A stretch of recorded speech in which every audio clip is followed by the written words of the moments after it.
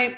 Hi, everybody. Thanks for coming to another Initiative webinar. And we wanted to do this one because we've had a lot of questions about how to use marketing right now, how to reach people in these extraordinary circumstances, and really what appropriate messaging is. And as everyone who I think is on this call knows, it's extremely hard to do broad marketing for cannabis companies anyway. And this has made things even more challenging. So we wanted to bring on Rain, Bianca, and Annalise to talk about how to approach this, what to think about marketing during time of COVID-19, and how to approach the messaging piece. So thanks everybody for joining, and we'll do what we've done on the last ones, which is at the end we'll take questions through the Q&A or the chat.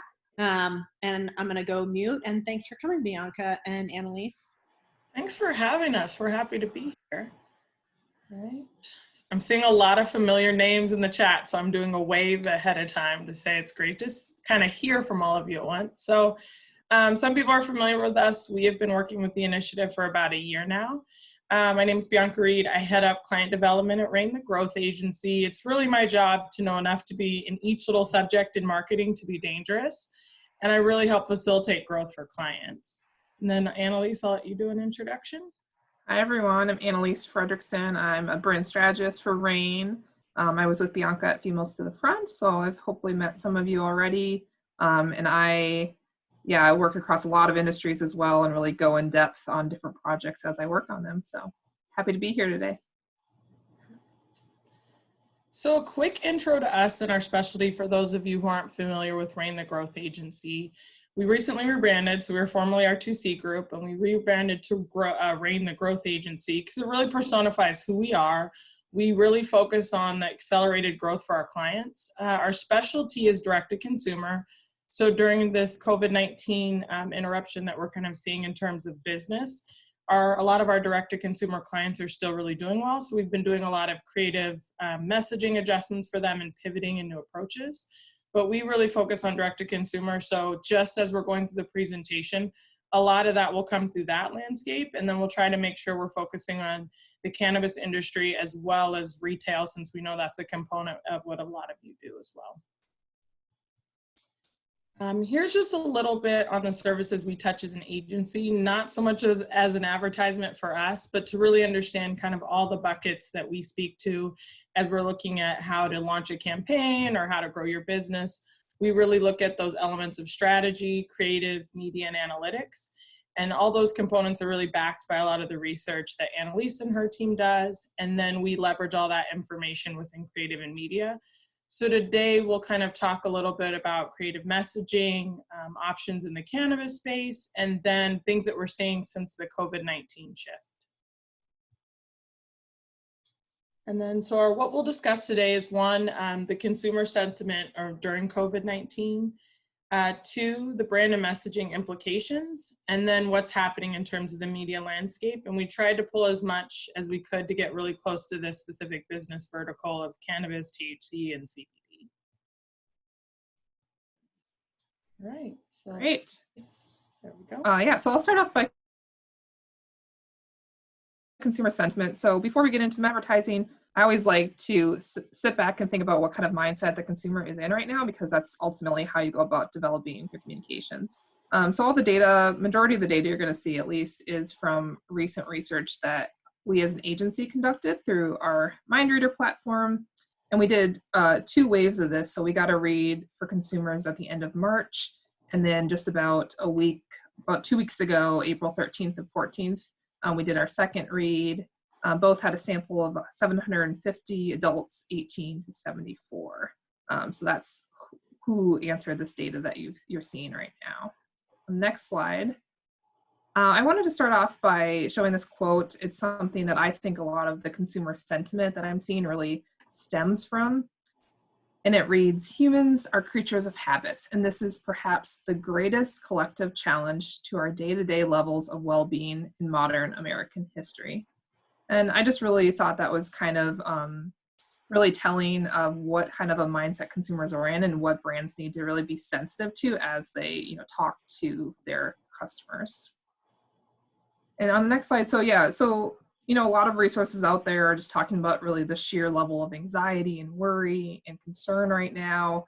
Our research indicated that over 70% are concerned that they or someone in their household could be exposed.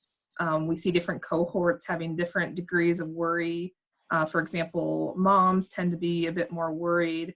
So this is kind of stuff that we take and we look at our clients and say, who is your target audience? What kind of mindset are they in? How can your products help that? And, of course, in the cannabis industry, you have a great position to really help relieve some of these consumer states that we're experiencing right now.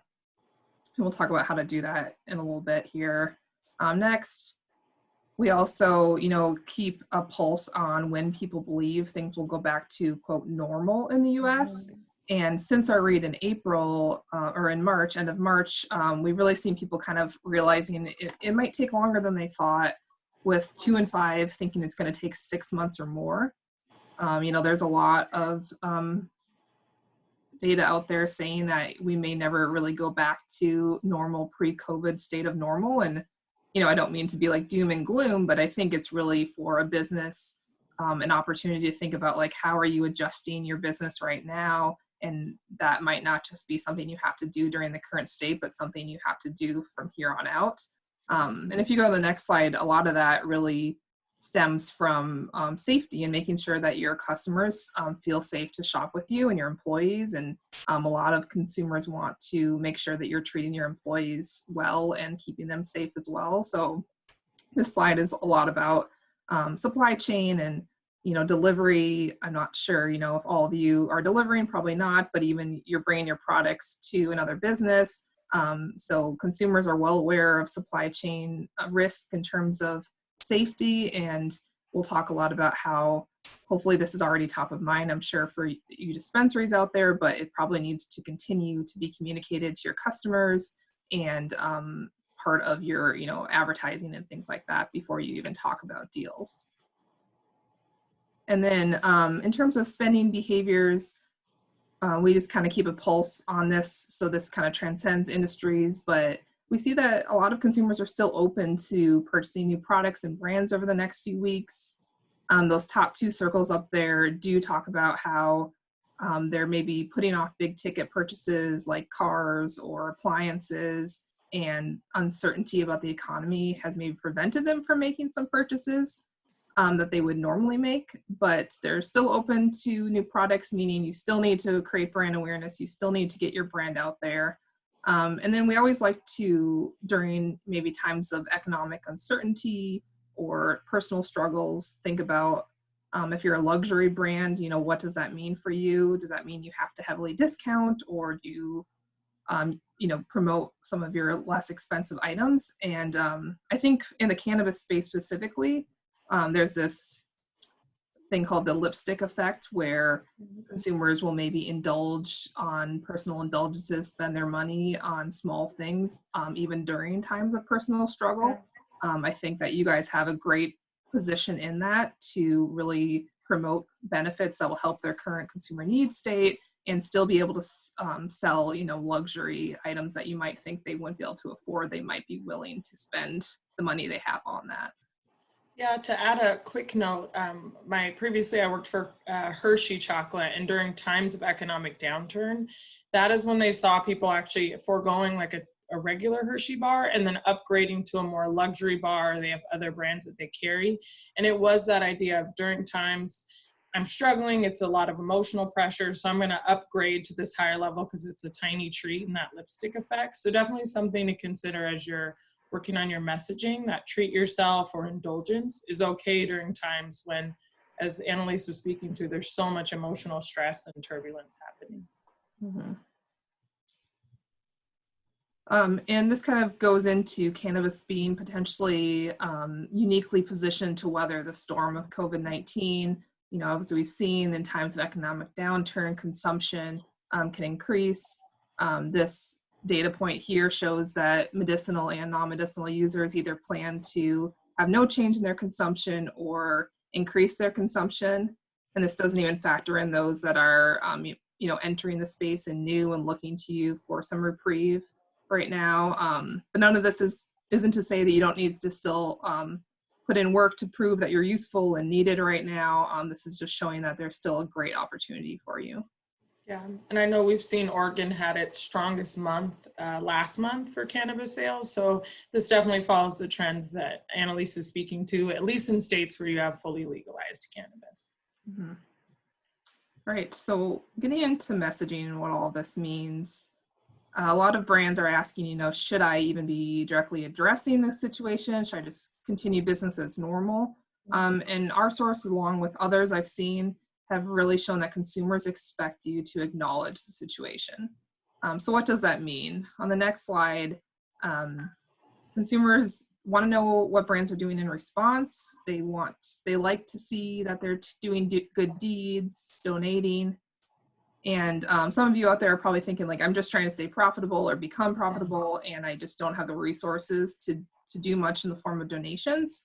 And that's okay. I think that still being a trusted, reassuring, maybe an inspirational brand that they can go to is important. And even just communicating like what you're doing from a safety factor is enough. You don't need to feel like you're spending a lot of resources trying to help the community if you can't afford to do that right now. And if you do communicate, which you should, but you have to kind of do a fine line of you don't want to come across as though you're exploiting the current situation or you're disingenuous. Of course, you want to tie your product to need states, but you need to really be careful and really go through all of your collateral, everything in communication you have out there, and make sure that it is aligned and sensitive to the situation. And yeah, and so this goes into tone. Tone has never been more important. And it really, having the right kind of tone can really do wonders for your brand perception right now, especially at a time like this. From our readings, we've really seen that consumers are looking for brands to take the situation seriously, use reliable, reassuring messaging. They want some inspiration. They really want relatability. And I think your category there's so many cool ways to be relatable and be, that category of reprieve for them. So we'll talk about that and give you an example in a bit. And then next, so right now, so one thing that we've noticed since our read end of March to April is that, in March, they really wanted brands to be serious and pragmatic and what are you doing? And now in April, we're kind of seeing consumers being a little bit more open to some lighthearted, maybe a little bit of tasteful humor. And that doesn't work for every industry and category out there, but it really could work for yours. And this is just an example. I'm not sure how many of you know or follow Jessie Dooley, who is the owner of Burn Cycle here in Portland. And this isn't an ad. She's not, promoting necessarily, but if you haven't checked it out, she recently did a post that used, I think, wild gummies, and just in such a relatable way to many moms out there. And Bianca, I know she's dying to say something. No, it was just like one of my favorite things I've seen in terms of, and obviously she wasn't promoting Wild's product, but it made it relatable. It spoke to, I think you can ask every mom right now is just completely struggling with balancing work and then having kids at home. And it made it where cannabis was separated from something where maybe it was more stereotypical usage, where now they were talking about moms and she's calling it mommy vitamins. And it was just this really entertaining, engaging way of doing it. And then in the bottom, you saw everyone tagging Wild and kind of calling them out. So it was interesting because you also could see that what else are you engaging on besides just speaking directly to cannabis? Is there another way to gain kind of traction with other pain points that people are dealing with? So anxiety and stress and all things that cannabis addresses, but how do you still make it fun and lighthearted and engaging for your audience? It was also video, and we'll talk a little bit about that later, but the power of video in terms of driving sales and conversions. We have a lot of data around that. And it's also very engaging. You're more likely to get a thumb stop when you have video, but we'll get into that. Sorry, Annalise, I'm derailing your flow. No, it's good. I think just one last note here is when we think about visuals and what kind of imagery you're showing in your communication, we're tracking quite a bit of polarization. There's a lot of people that are thinking it's still distasteful to show things that they can't really do right now, like being in big groups or some forms of human contact. So it's really like going through everything you have out there and you're putting out there and making sure that you're being sensitive with anything you put out there. You can't just show kind of the activities that you normally would. Yeah. And that goes into content, I believe. Yeah. So it's really about staying informed into the type of content your customers and consumers are wanting from you right now. This was a read, I think, in March, but it's really changing like weekly. And so in March, we see consumers wanting to hear about service and adjustments and updates. They want to know what you're doing from compliance standpoint, how you're protecting your employees, a lot of stuff I've already talked about. And that kind of is primary right now before you promote your product, or at least a baseline. But I've seen brands, leverage Instagram stories to do polls from their customers in terms of what kind of content they want. So that's a good way to stay on top of it. Bianca's going to talk about video and about sheer amount of time that people have on their hands right now. So maybe it's a time to educate new users and things like that. And then before I hand over to Bianca, the next slide just goes my 5 top things, takeaways from what we've talked about so far. So number 1, there's no playbook. No one has all the answers. I think you guys are used to not having a playbook in your industry anyways, but we really encourage you to stay tuned to what consumers need from you, be sensitive to the current situation. And next, consumers are looking for honest communication from brands. Please at least acknowledge the situation. Don't just continue business as normal. And then leverage optimistic, inspirational, reassuring messaging, but make sure it ties back to your product in some way. Don't just be posting a bunch of inspirational quotes, like make sure you're continuing to promote your product and place. And then be relevant and relatable. Consider bringing some lighthearted, tasteful humor into the mix. And last, it's okay to still sell. Really look at the benefits for your products that are addressing current consumer need states. And as long as you do this in a genuine way, I don't think it's going to come across as though you're exploiting the situation. Yeah. All right. All right. So I'll jump into a little bit of media landscape.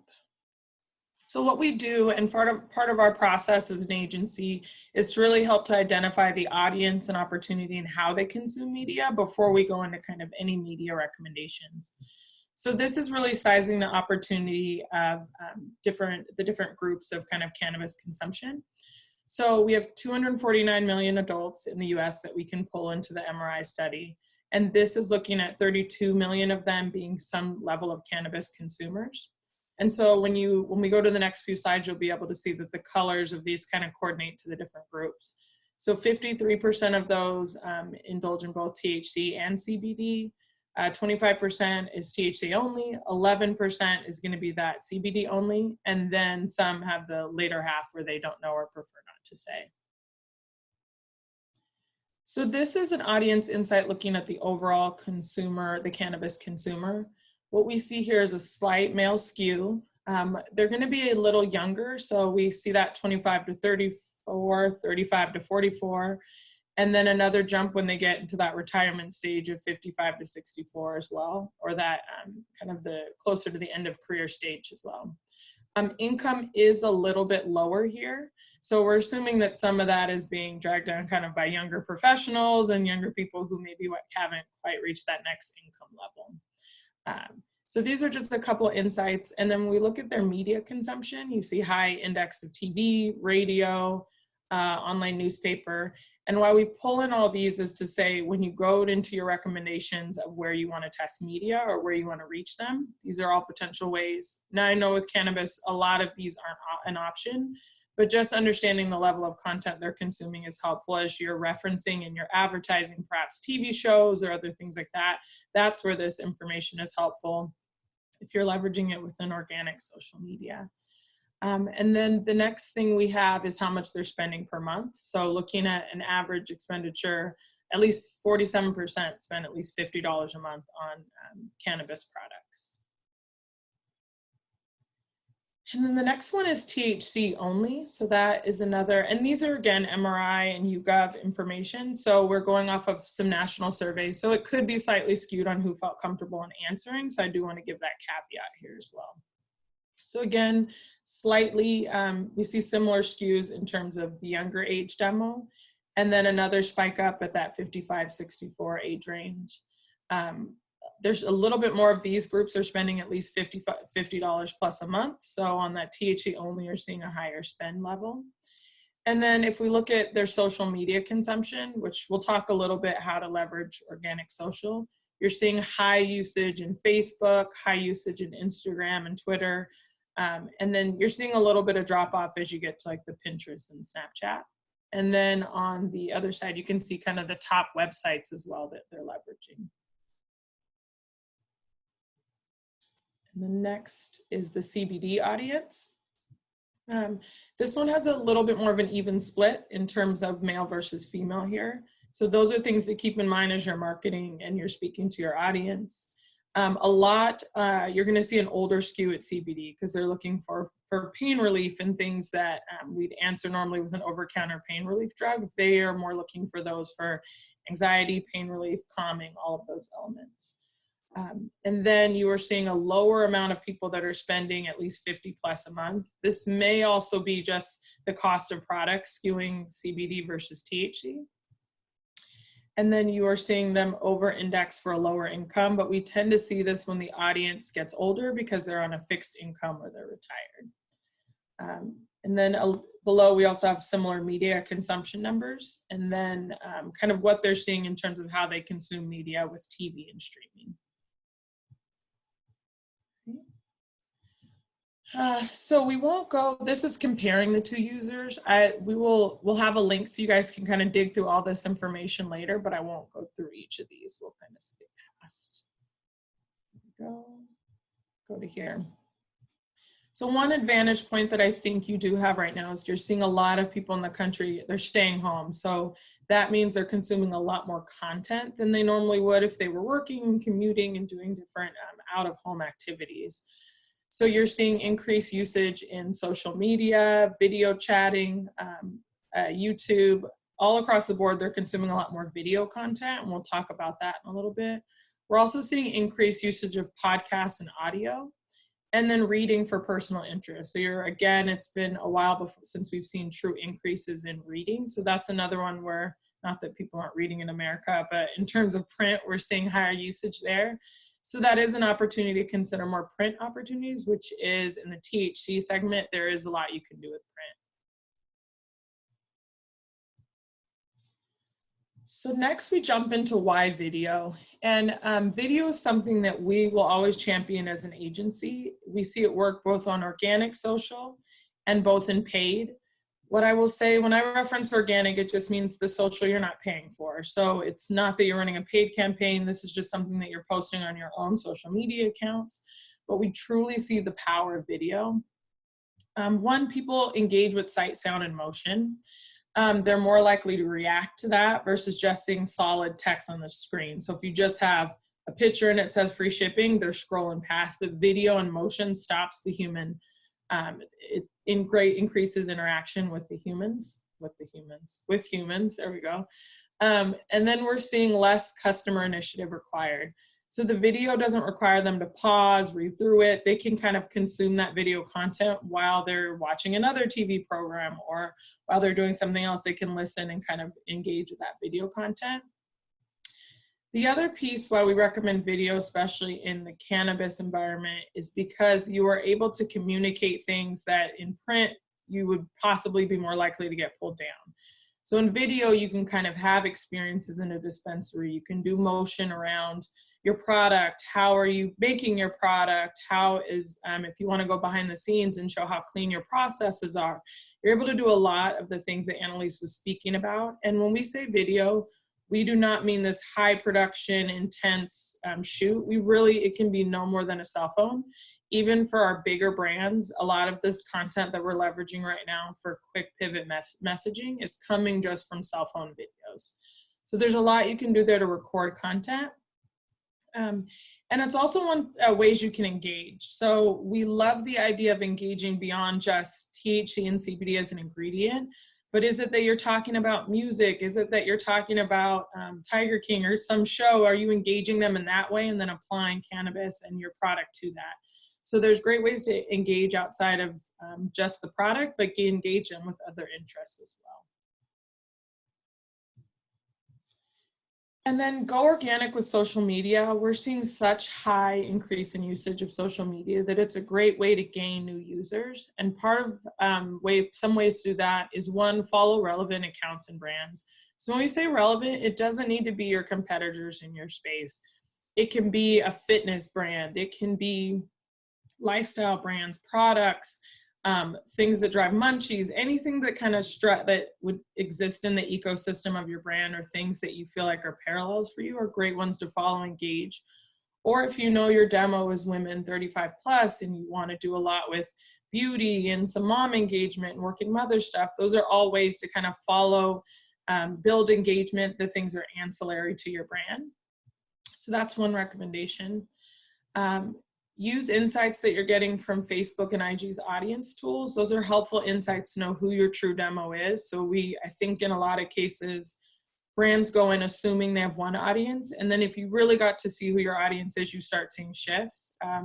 We'll use an example from one of our former clients, Peloton. Peloton really thought their audience was older men who lived in high-rise apartments, who had a certain income. And turns out their audience the whole time was working moms.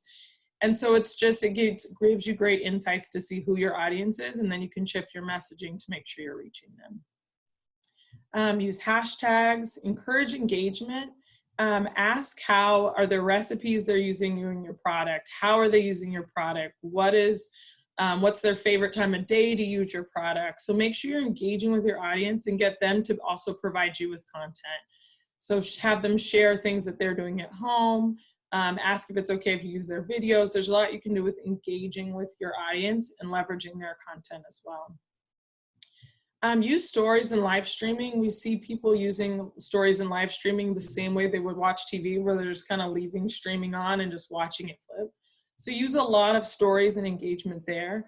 Don't feel like it has to be perfectly polished. I think there's a lot you can do with stories that can be quick. It only lasts 24 hours, so you don't have the pressure of kind of this long-term content that lives forever.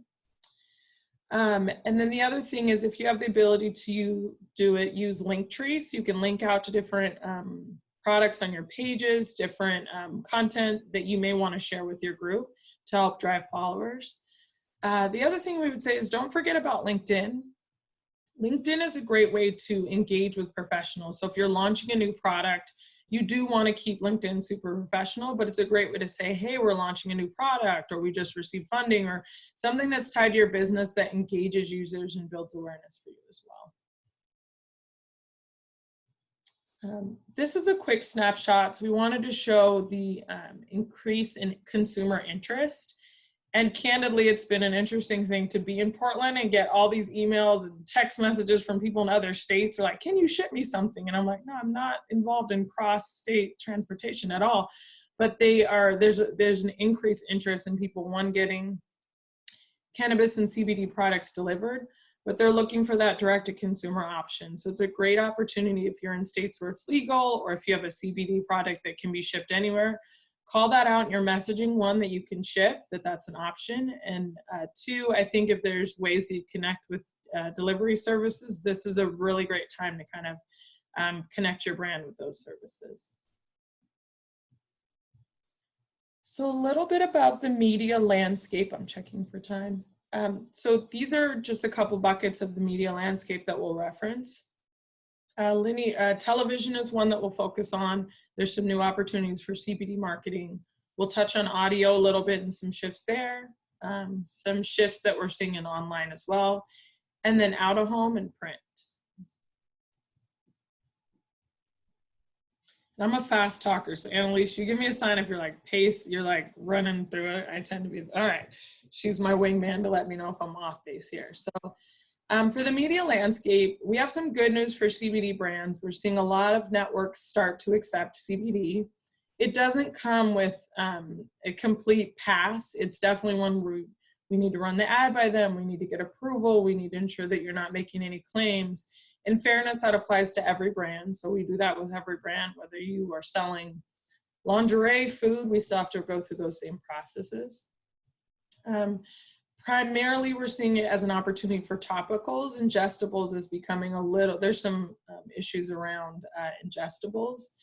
And then we did have a little bit of setback in terms of some of the vaping blowback that we had that did do some setbacks with networks where they were a little bit nervous to take on products. It's for over-the-top TV, which is your streaming services. So the Hulus, the Tubis, that wide range. That is one where they're going to be a little bit more sensitive. Hulu was owned by Disney, so the chances of CBD or cannabis happening there is going to be limited. But there are service providers who are opening up to allow some cannabis marketing. So excuse the tiny print, but this is a great example of what we kind of come up against if we're trying to run an ad on any of the OTT networks. So here's Tubi's advertising policy in terms of cannabis. So they want to make sure with OTT, we're able to target based on age and demo. So they want to make sure that nothing depicts an underage child, all the responsible things that you'd want to do within marketing anyway. And then the other thing is they're going to still want to review the creative, ensure you're not doing any promotions. It really follows what you'll see in most advertising, but it is good news that we're seeing some of these OTT brands start to take on true cannabis as a advertising option. Over here, we have some examples of CBD brands that are currently airing on TV. So you're seeing a lot of them address sleep, relaxation, calming anxiety, and a lot of them are targeting an older demo as well.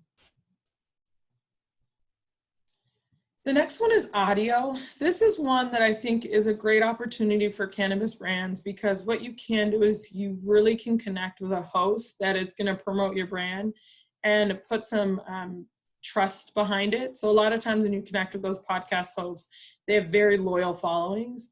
So them advocating for your brand makes a big impact, or you having advertising within their podcast can have a big impact as well. You also reach an audience that's open.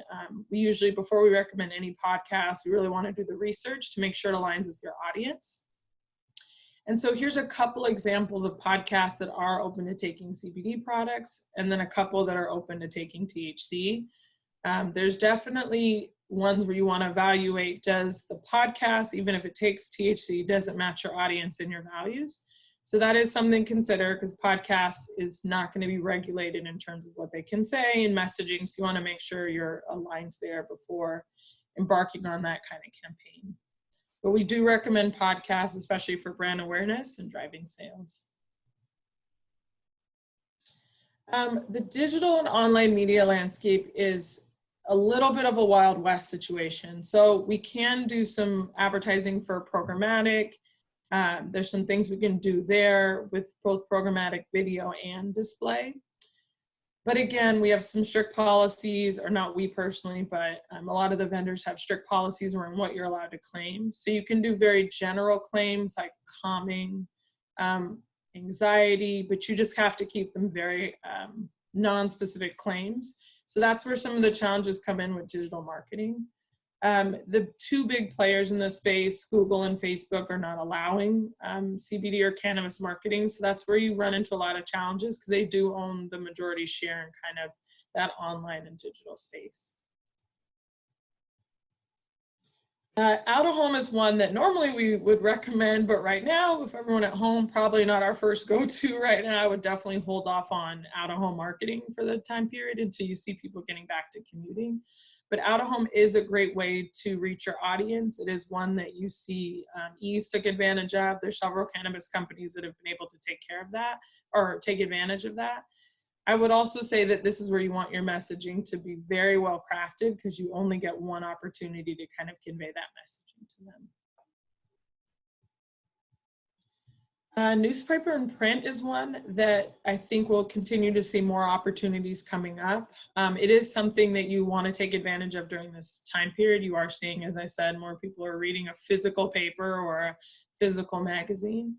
There is a wide range of vendors that do offer advertising in this space. So something to consider here, the turnaround time can be a little bit long with print.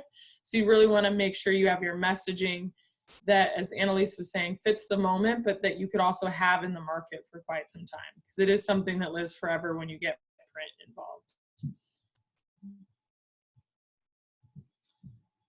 So key takeaways to add on to what Annalise had kind of spoken about. One is leverage organic social media. So we can't say that enough. I know there's some pain points and frustration where you're getting your counts taken down, you're getting things shifted.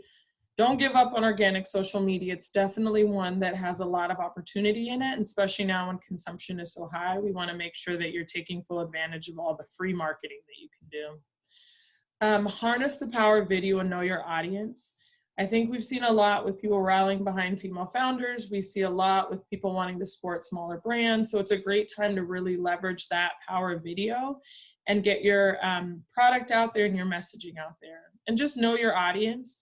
Don't assume you're always marketing to yourself. That is the thing we see a lot from all brands across all business verticals.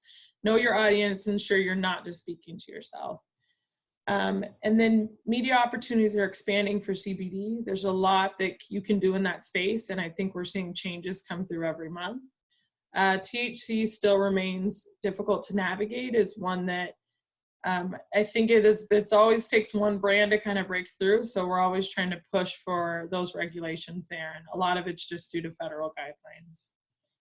And then digital, print, and audio are seeing new opportunities for THC marketing. And especially in print and audio, this is a great time to kind of test into those as you're seeing more consumption super high in both digital and print and audio. All right. So that kind of gives our overview. We wanted to leave time for some Q&A.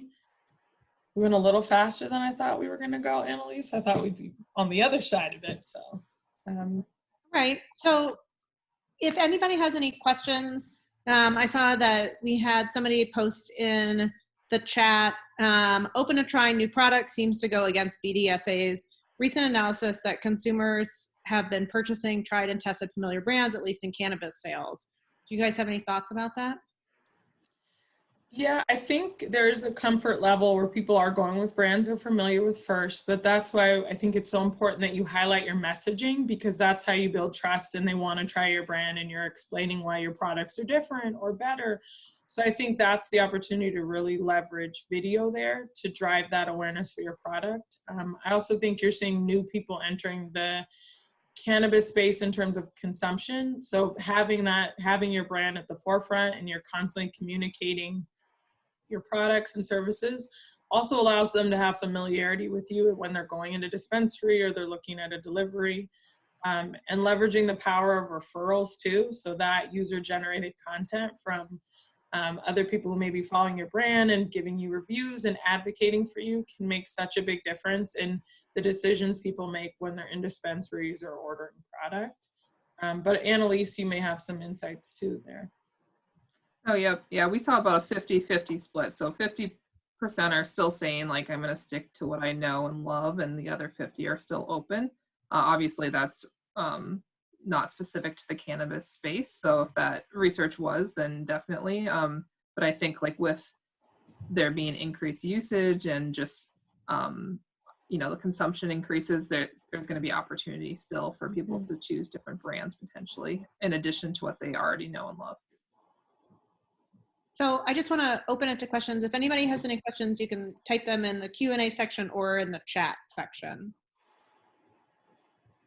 I don't see too many questions for you guys today. Do you have any final thoughts that you want to share? Good luck. We know it's hard. We know it's a challenging, even as an agency, it's very challenging to navigate. We can speak to, directly to vendors and services. So I think you guys really are true kind of pioneers. And so just keep pushing, keep working hard at this, because we do know it's challenging times for all brands, but especially those who deal with additional legal regulations. Mm-hmm. Did somebody raise their hand? Am I I have not figured out the hand raise section yet. All right. Well, if we don't have any questions, then we are super appreciative of you guys joining us. And we will end the call. Oh, there's one more question in the Q&A. Yep, I see that. Where do you see the biggest immediate ROI when advertising? So this is a hard one, because if we were going to say in advertising as a whole, we would say SEM, which is search marketing, so Google search, and then we would say TV also drives and social drives it. But those are all challenging for CBD and cannabis brands. So what I would say is we are going to say we see the most ROI in video and organic social in terms of driving sales, because you're not putting any money into it other than your time and maybe effort generating content. So that would be our answer there. There are some things you can do in terms of written content or content that's shared. You can leverage on your site that drives up your SEO. That can help overall drive more people to your website and get you higher in the search terms, which in certain ways can do the same efforts as SEM. But that, in terms of ROI, we would see the most immediate impact is when leveraging video and search. All right, perfect. Well, we appreciate you guys joining us today. And next week we're talking to Headset, and they're going to present a huge data set for everyone to look at. So if you haven't signed up for Headsets, please make sure you do. It'll talk all about consumer trends, and it'll be taking data from all over the country to see what is happening in the dispensaries in particular. So thanks, everybody. Thanks, Bianca and Annalise. Thank you. Bye. Thanks, everyone. Thanks, everyone. Bye. Bye.